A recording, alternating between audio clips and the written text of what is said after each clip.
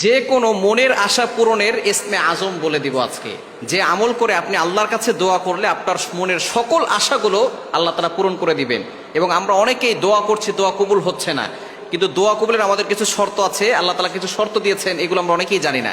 এই শর্তগুলো না মেনে দোয়া করলে আপনার দোয়া কিন্তু কবুল হবে না।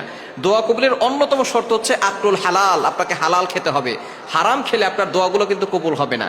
এবং আল্লাহর প্রতি ইকিন বিশ্বাস রেখে তারপরে আপনাকে দোয়া করতে হবে। এবং গুনাহ করবেন আর দোয়া করবেন, এভাবে দোয়া করলে কিন্তু আল্লাহ কবুল করবেন। আপনাকে আল্লাহকে কমিটমেন্ট দিতে হবে, আল্লাহ আমি আর কখনো গুনাহের কাজ করব না, এবং আল্লাহর কাছে চাইবেন, দেখবেন আল্লাহ তাআলা আপনার দোয়াগুলো কবুল করবেন। এজন্য দোয়া কবুলের জন্য ইসমে আজম খুবই জরুরি। আল্লাহ তাআলার গুণবাচক নাম, কিছু নাম রয়েছে, গুণবাচক নাম পরে আল্লাহর কাছে দোয়া করলে আল্লাহ তাআলা সেই দোয়াটা কবুল করে নেন। আল্লাহ তাআলা নিজে বলে দিয়েছেন, কোরআন খুলেন 9 নম্বর পারা 13 নম্বর পৃষ্ঠার 4 নম্বর লাইন, সূরা আরাফের 180 নম্বর আয়াতে আল্লাহ বলছেন, ওয়ালিল্লাহিল আসমাউল হুসনা ফাদউহু বিহা। আল্লাহ তাআলার কাছে যে গুণবাচক নাম রয়েছে, এই গুণবাচক নাম পরে যদি কোনো ব্যক্তি আল্লাহর কাছে দোয়া করে, আল্লাহ তাআলা সাথে সাথে সেই দোয়াটা কবুল করে নেন। এজন্য আমরা ইসমে আজম পরে আল্লাহর কাছে দোয়া করব। ফাথুল বাড়িতে ইবনে হাজার আসকালানী রাহমাতুল্লাহি আলাইহি তিনি জানিয়ে দিয়েছেন যে এর থেকে বড় কোনো ইসমে আজম আর হতে পারে না। এই দোয়ার কথা আল্লাহ তাআলা নবীজি সাল্লাল্লাহু আলাইহি ওয়াসাল্লামের মাধ্যমে জানিয়ে দিয়েছেন। বুরাইদা রাদিয়াল্লাহু তাআলা আনহু তিনি একবার মসজিদে বসে নামাজ পড়তেছিলেন, এমন সময় তার মুখ থেকে একটা বাক্য বের হয়েছে।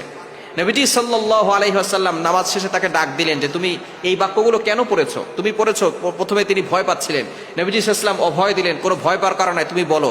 বলেছে, হ্যাঁ ইয়া রাসূলুল্লাহ। তখন নবী সাল্লাল্লাহু আলাইহি ওয়াসাল্লাম বলেছেন, এই বাক্যগুলোই হচ্ছে ইসমে আজম, এগুলো পড়ে কোনো ব্যক্তি যদি দোয়া করে, আল্লাহ তাআলা সাথে সাথে তার দোয়াগুলো কবুল করে নেন। এজন্য এই দোয়াটা অবশ্যই আমরা শিখে নিব। দোয়াটি হচ্ছে, আল্লাহুম্মা ইন্নী আসআলুকা বিআন্নী আশহাদু আন্নাকা আনতাল্লাহ লা ইলাহা ইল্লা আনতা আহাদুস সামাদুল্লাযী লাম ইয়ালিদ ওয়া লাম ইউলাদ ওয়া লাম ইয়াকুল লাহু কুফুয়ান আহাদ। এই দোয়াটা পড়ে আমরা আল্লাহর কাছে দোয়া চাইবো।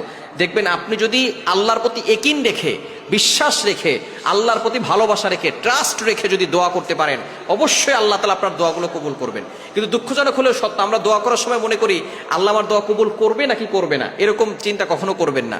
কারণ আল্লাহ তাআলা জানিয়ে দিয়েছেন, আনা ইনদা যন্নি আবদি বি, যে ব্যক্তি আমার সম্পর্কে যে যেমন ধারণা করবে আমি তার সাথে তেমন ব্যবহার করবো। এই জন্য আল্লাহর সাথে সবসময় ভালো ধারণা করবেন, যে না, রব আমাকে নিরাশ করবে না, রব আমার দোয়া কবুল করবে, রব আমাকে ছেড়ে দিবেন না একা একা, রব আমার সকল দোয়া কবুল করবে। এরপরে আপনি যখনই বিপদে পড়বেন, কোনো কিছু চাওয়া পাওয়া থাকবে, আপনি ওযু করে 2 রাকাত নফল নামাজ পড়ে তারপর আপনি এই দোয়াটা করবেন, আল্লাহুম্মা ইন্নী আসআলুকা বিআন্নী আশহাদু আন্নাকা আনতাল্লাহ লা ইলাহা ইল্লা আনতা আহাদুস সামাদুল্লাযী লাম ইয়ালিদ ওয়া লাম ইউলাদ ওয়া লাম ইয়াকুল লাহু কুফুয়ান আহাদ। দোয়া করবেন, ইনশাআল্লাহ দেখবেন আপনার সকল মনের আশাগুলো আল্লাহ তাআলা কবুল করে নেবেন।